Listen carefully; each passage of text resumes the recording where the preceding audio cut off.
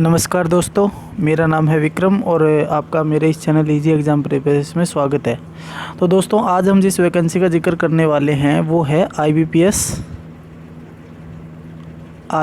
SO की specialist officer, जो कि आईटी ट्रेड में आती है। ठीक है, जो आप में से बहुत से बच्चे होंगे जिनको शायद पता भी होगा इस वैकेंसी के बारे में, बहुत से ऐसे भी हैं जिनको पता नहीं है। अब जिनको पता है ना वो स्किप कर सकते हो, और जिनको नहीं पता है ना वो इस वैकेंसी के बारे में देखिए दोस्तों, अगर आप कंप्यूटर टीचर की तैयारी कर रहे हैं, अगर आप राजस्थान के स्टूडेंट हैं, ठीक है, और अगर आप कंप्यूटर टीचर की वैकेंसी का इंतज़ार कर रहे हैं, ठीक है, तो मैं सोचता हूं कि आपको इस वैकेंसी के लिए भी जाना चाहिए। ठीक है, आईबीपीएस के लिए भी आपको जाना चाहिए एसओ, क्योंकि इसका जो सिलेबस रहेगा अपना वो बिल्कुल कंप्यूटर टीचर के जैसा ही होता है, लेकिन थोड़ा सा डिफरेंस हो जाता है। उसमें क्या होता है, इसमें अपने पास क्या होता है, देखिए मैं आपको पूरा डिस्कस करके बताऊँगा।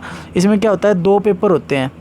ठीक है, फर्स्ट पेपर में आपका मैथ, रीजनिंग, जीके हो गया आपका। ठीक है, इस तरीके के सारे सब्जेक्ट आते हैं, हिंदी, इंग्लिश, वो सब आपको करने पड़ते हैं फर्स्ट पेपर में। और सेकंड पेपर जो आपका होता है ना, उसमें आपका क्या होता है, मैथ, रीजनिंग वगैरह तो होते हैं, और उसके साथ में आपका क्या होता है, टेक्निकल जो नॉलेज है वो और चेक किया जाता है। ठीक है, इसमें भी आपको लगभग 40 से 45 हज़ार रुपये तक की जॉब जो है वो आसानी से मिल जाती है। 40 से 45 हज़ार रुपये की जॉब आपको आराम से मिल जाएगी। बस आपको थोड़ा सा क्या करना है, तैयारी करनी है इस वैकेंसी के लिए। ठीक है, और तो देखिए दोस्तों, अगर आप तैयारी कर रहे हो ना, अगर आप लोग ये सोच रहे हो कि वैकेंसी आ जाएगी हम उसके बाद में तैयारी करेंगे, तो वैकेंसी आने के बाद में तैयारी करना बहुत ज़्यादा मुश्किल हो जाता है। आजकल क्या हो रहा है, एग्ज़ाम का लेवल काफ़ी ज़्यादा हाई जा रहा है। ठीक है, जैसा आप अगर राजस्थान के स्टूडेंट हो तो आपने देखा होगा कि मतलब पीछे आईए का एग्ज़ाम हुआ था, आप लोगों ने सोचा क्या था और एग्ज़ाम का लेवल क्या रहा। ठीक है, तो वो किसी तरीके से दे सकता है, लेकिन आईबीपीएस के साथ में ऐसा नहीं है। उसका क्या होता है, एक पहले से डिफाइंड सिलेबस होता है और वो हमेशा उसी के अकॉर्डिंग चलता है। ठीक है, उसमें थोड़ा अप डाउन कर लेगा वो, लेकिन इतना भी नहीं करेगा कि आपके समझ से बाहर हो जाए। ठीक है, तो आपको इस एग्ज़ाम के लिए जाना चाहिए। अब मैं आपके सामने इस पूरे एग्ज़ाम का जो डिस्कस है वो करने वाला हूँ कि इसका पैटर्न क्या रहता है, सिलेबस क्या होता है। ठीक है, तो देखिए अपना जो इसकी क्वालिफ़िकेशन का जिक्र कर लेते हैं सबसे पहले। ठीक है, इसकी जो ट्रेड को है उसे आईटी ऑफिसर बोला जाता है। देखिए सुनने में बढ़िया लगता है एक तो ये। उसके बाद इसमें जो एज रहती है आपकी वो 20 से 30 साल के बीच में होगी, यानी कि 20 साल से कम नहीं होना चाहिए और 30 साल से ज़्यादा नहीं होना चाहिए। ठीक है, तो आप में से जो इस एज के अंडर आता है वो क्या कर सकता है, इसके लिए अप्लाई कर सकता है। इसमें देखिए आपको ये क्वालिफ़िकेशन चाहिए कि आपके पास इंजीनियरिंग टेक्नोलॉजी में डिग्री होनी चाहिए 4 साल की। ठीक है, या फिर आपके पास में क्या होनी चाहिए, कोई भी एप्लीकेशन इंफॉर्मेशन टेक्नोलॉजी, इलेक्ट्रॉनिक्स और इलेक्ट्रॉनिक्स एंड टेलीकम्युनिकेशन, इलेक्ट्रॉनिक्स में आपके पास क्या होना चाहिए, डिग्री होनी चाहिए। ठीक है, उसके बाद में देखिए आपके पास में पोस्ट ग्रेजुएट डिग्री होनी चाहिए इलेक्ट्रॉनिक्स में।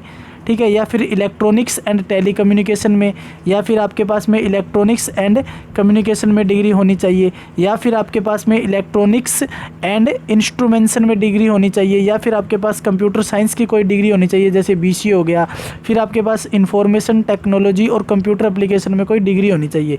इनमें से आपके पास में अगर कुछ भी है तो आप इस वैकेंसी के लिए अप्लाई कर सकते हो। ठीक है, या फिर आपके पास में बी लेवल का कोई डिप्लोमा होना चाहिए, बी लेवल का कोई डिप्लोमा पास किया होना चाहिए ग्रेजुएट लेवल का। ठीक है, अगर मैं सिंपली आपको ये सारी चीज़ें समझाऊं तो इसमें अगर आपके पास में आपने बीसीए किया है, ठीक है, या फिर आपने बीए किया है कंप्यूटर साइंस के साथ, कंप्यूटर साइंस के साथ एक सब्जेक्ट नहीं सारे सब्जेक्ट कंप्यूटर के होने चाहिए, या फिर आपने क्या किया है, बीएससी की है आपने।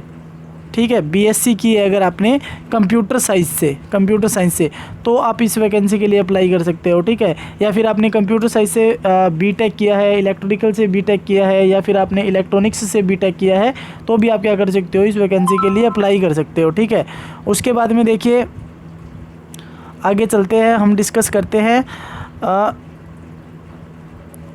आईटी ऑफिसर का जो आपका सिलेबस होता है वो क्या रहता है। ठीक है, इसमें देखिए आपके पास क्या होता है दोस्तों, एक तो इंग्लिश का आपका इसमें पेपर लिया जाएगा। ठीक है, इंग्लिश का पेपर लिया जाएगा, एक इसमें आपके पास रीजनिंग होगी और एक आपके पास में क्या होगा, क्वांटिटेटिव एप्टीट्यूड का एग्ज़ाम लिया जाएगा आपका। ठीक है, इसमें दोस्तों आपको क्या करना पड़ता है कि इसमें 2 घंटे का टाइम होता है और उसमें आपको देखिए ये आपके इतने क्वेश्चन आते हैं, 150 क्वेश्चन आएंगे 125 मार्क्स के। ठीक है, उसके बाद में जब आपका सेकेंड पेपर होता है, जब आप ये प्री एग्ज़ाम क्लियर कर लेते हो तो उसके बाद में आपको मेन एग्ज़ाम देने का मौका मिलता है, और उसमें आपके पास में प्रोफेशनल नॉलेज के लिए आपको कितने 60 क्वेश्चन मिलते हैं, जो कि 60 नंबर के होते हैं, और उसी से आपकी क्या बनती है, मेरिट बनती है। 45 मिनट का आपका एग्ज़ाम होता है।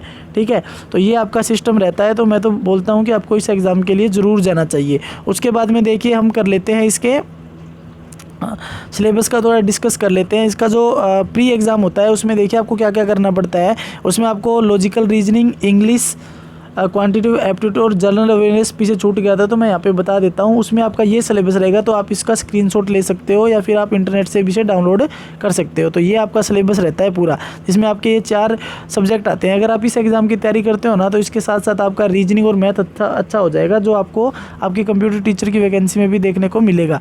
उसके बाद में देखिए दोस्तों, हम जब आगे चलते हैं तो हमारा आता है IT ऑफिसर का, जो मेन अपना IT ऑफिसर का जो एग्ज़ाम होगा ना कंप्यूटर का, उसमें क्या क्या आता है आपके पास में वो देख लेते हैं।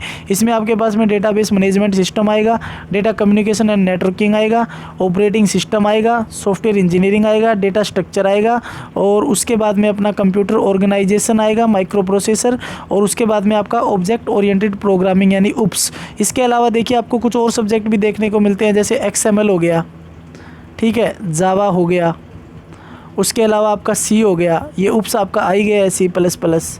उसके बाद में अगर मैं बात करूं तो कुछ पार्ट इसमें जावास्क्रिप्ट का भी देखने को आपको मिल जाता है। उसके अलावा जैसे आजकल अगर ट्रेंड की बात चलूं तो पाइथन का चल रहा है, पाइथन का ट्रेंड भी चल रहा है, तो पाइथन भी आपको मिल सकती है देखने को, ठीक है। PHP हो गया, PHP भी आपको देखने को मिल सकती है। तो ये इतने सब्जेक्ट आपको तैयार करना पड़ेंगे, चाहे आप इस वैकेंसी की तैयारी करो या फिर कंप्यूटर टीचर की करो। और अगर आप लोग कंप्यूटर टीचर की तैयारी कर रहे हो ना दोस्तों, तो आप ज़ोरों शोरों से अब तैयारी में लग जाइए, क्योंकि देखिए जैसे कोविड-19 का ये आया है ना, तो अभी क्या है, ऑनलाइन जो एजुकेशन है उसको काफ़ी बढ़ावा मिला है, और गवर्नमेंट स्कूल्स में ऑनलाइन एजुकेशन प्रोवाइड करने के लिए एक कंप्यूटर टीचर की क्या पड़ेगी, ज़रूरत पड़ेगी, ठीक है। तो देखिए अभी डिमांड भी बढ़ रही है इसकी, और आप लोग क्या कर सकते हो, थोड़ा अगर अपनी तैयारी करोगे तो आप दौड़ में थोड़ा आगे वाली पंक्ति में खड़े हो जाओगे, ठीक है। तो मैं तो बोलता हूँ आपको इस एग्ज़ाम की तैयारी करनी चाहिए, और इसके अलावा जैसे जैसे इसकी तैयारी करोगे तो आपकी कंप्यूटर टीचर की तैयारी भी हो जाएगी, ठीक है। तो आशा करता हूँ आपको ये वीडियो अच्छा लगा होगा। अगर आपको अच्छा लगा है तो वीडियो को लाइक कीजिएगा दोस्तों, और चैनल पर नए हो तो इसे सब्सक्राइब कर लीजिएगा। मैं आपके लिए और भी ऐसे ही वीडियो लेकर आता रहूँगा, जिससे आपको नया नया नॉलेज मिल सके, ठीक है। और इस चैनल पर मैं आपको कंप्यूटर से रिलेटेड जो महत्वपूर्ण चीज़ें हैं वो भी आपको मैं करवा रहा हूँ, तो आप चैनल को सब्सक्राइब कर सकते हो। और 10-10 मिनट के वीडियो होंगे दोस्तों, वो देखने से आपको गागर में सागर वाली चीज़ें मिलेंगी, ठीक है। तो चैनल को सब्सक्राइब कर लीजिए, और जल्दी मैं एक वीडियो डालूंगा जिसमें मैं आपको बताऊँगा कि अगर आपको कंप्यूटर टीचर की वैकेंसी निकलवानी है ना, तो थोड़ी सी आपको मेहनत करनी पड़ेगी, और उसमें आपको क्या करना है वो मैं आपको जल्दी ही बताऊँगा, ठीक है। तो चैनल को सब्सक्राइब कर लीजिए और जुड़े रहिए मुझसे, ताकि जब भी मैं मेरा नेक्स्ट वीडियो डालूँ तो आपको नोटिफिकेशन मिल जाए और सबसे पहले उस वीडियो को देख सके, ठीक है दोस्तों। Thank you.